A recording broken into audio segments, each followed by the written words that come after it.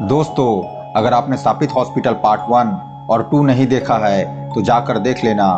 पिछले वीडियो में हमने देखा था मिश्रा जी और पीटर डॉक्टर डी से बचकर कमरे से भाग जाते हैं और बाहर निकलकर मिश्रा जी पीटर से मेन गेट को खोलने के लिए कहता है और मिश्रा जी दूसरा रास्ता खोजते खोजते डॉक्टर डी के कमरे में पहुंच जाता है और थोड़ी देर बाद डॉक्टर डी वहां कमरे में आ जाता है और मिश्रा जी वहां से बच निकलता है और तभी मिश्रा जी और पीटर वहां से बाहर निकल जाते हैं और गुप्ता जी के साथ वहां से भाग जाते हैं। तभी डॉक्टर डी जेब द किलर को जगाता है।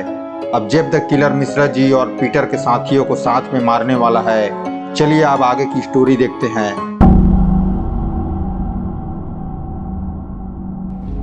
इधर डॉक्टर डी जेब द किलर को आजाद कर दिया है और जेब द किलर उस पिंजरे से बाहर निकल गया है और डॉक्टर डी से कहता है, क्यों जगाया मुझे डॉक्टर डी तुमने? याद करो जब तुमने मुझे यहाँ बंद करके अकेले छोड़ दिया था मरने को। डॉक्टर डी कहता है, पुरानी बातों को छोड़ो ना जेब द किलर, मुझे इस वक्त तुम्हारी मदद की ज़रूरत है। अगर तुम मेरी मदद करोगे तो मैं तुम्हें आईफोन गिफ्ट दूंगा। जेब द किलर कहता है, अच्छा ठीक है डॉक्टर डी, लेकिन मुझे सबसे महंगा वाला आईफोन चाहिए, 14 प्रो मैक्स। डॉक्टर डी कहता है, वो तो मेरे लिए बहुत ज़्यादा हो जाएगा जेब द किलर, चलो आईफोन 13 ले लेना तुम। जेब द किलर कहता है, ठीक है डॉक्टर डी, अब बताओ काम क्या है जो मुझे करना है। डॉक्टर डी कहता है, यहाँ पर कुछ लोग मेरे हॉस्पिटल में घुस आए थे और उन्होंने मेरे एक्सपेरिमेंट में बहुत दिक्कत दी है। उनमें से मैंने एक को पकड़ भी लिया था, लेकिन वो सब के सब भाग निकले। अब मैं चाहता हूँ कि तुम उन सबको पकड़कर वापस यहाँ लाओ। मुझे पूरा भरोसा है कि तुम ये काम पूरा कर लोगे।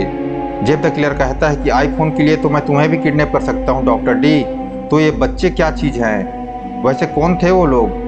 डॉक्टर डी कहता है, उनमें से एक का नाम मिश्रा जी था, मैंने उनको बात करते वक्त सुन लिया था। अब ये सब सुनकर जेब द किलर ये जान चुका है कि इसे किसे पकड़ना है और जेब द किलर वहां से मिश्रा जी और पीटर को पकड़ने के लिए वहां से निकल जाता है।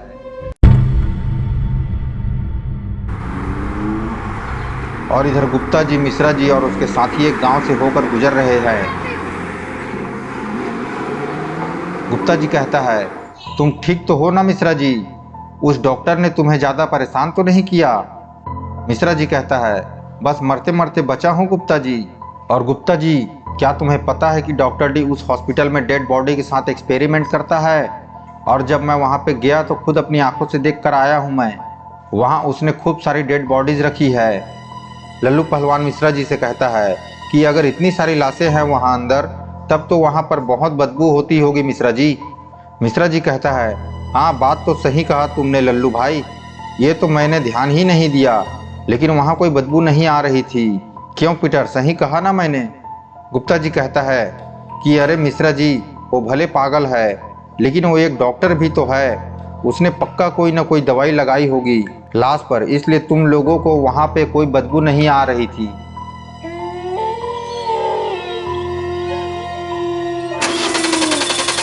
और अरे ये क्या, इनकी गाड़ी बंद पड़ गई अचानक। पीटर कहता है कि क्या हुआ गुप्ता जी, गाड़ी क्यों रोक दिया तुमने? गुप्ता जी कहता है, लगता है गाड़ी खराब हो गई पीटर, हमें इसी गांव में कुछ समय तक रुकना होगा, जब तक कि मैं इस गाड़ी को दोबारा रिपेयर नहीं कर लेता। मिश्रा जी कहता है, चलो सब लोग इस वेयर हाउस के अंदर चलते हैं, थोड़ी देर आराम किया जाए और उसके बाद मैं और तुम गाड़ी ठीक करने आते हैं। पीटर कहता है, हाँ मिश्रा जी, मुझे भी बहुत नींद आ रही है, एक नींद मार लूँगा मैं भी। गुप्ता जी कहता है, चलो ठीक है मिश्रा जी, मैं भी लगे हाथ आराम कर ही लेता हूँ। और ये सभी लोग उस वेयर हाउस के अंदर जाने लगते हैं।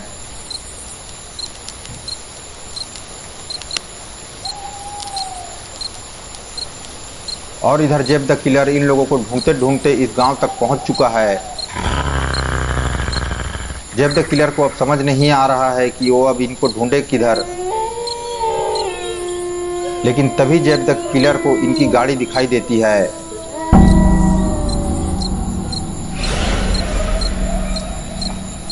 और जेब द किलर उसकी गाड़ी की तरफ आने लगता है।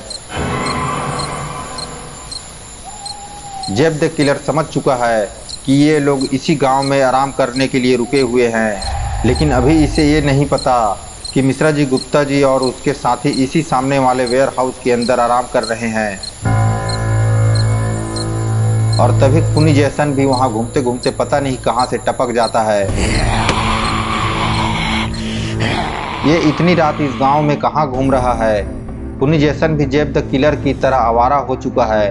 खूनी जैसन के घर जाने का कोई टाइम टेबल ही नहीं है। मिश्रा जी जेब द किलर और खूनी जैसन की सारी बातें सुन लेता है।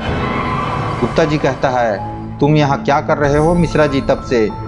मिश्रा जी कहता है, सब लोग ध्यान से सुनो, यहाँ पर हमें पकड़ने के लिए डॉक्टर डी ने जेब द किलर को भेजा है और अभी अभी खूनी जैसन भी पहुँच चुका है और वो दोनों वहीं पर खड़े हैं।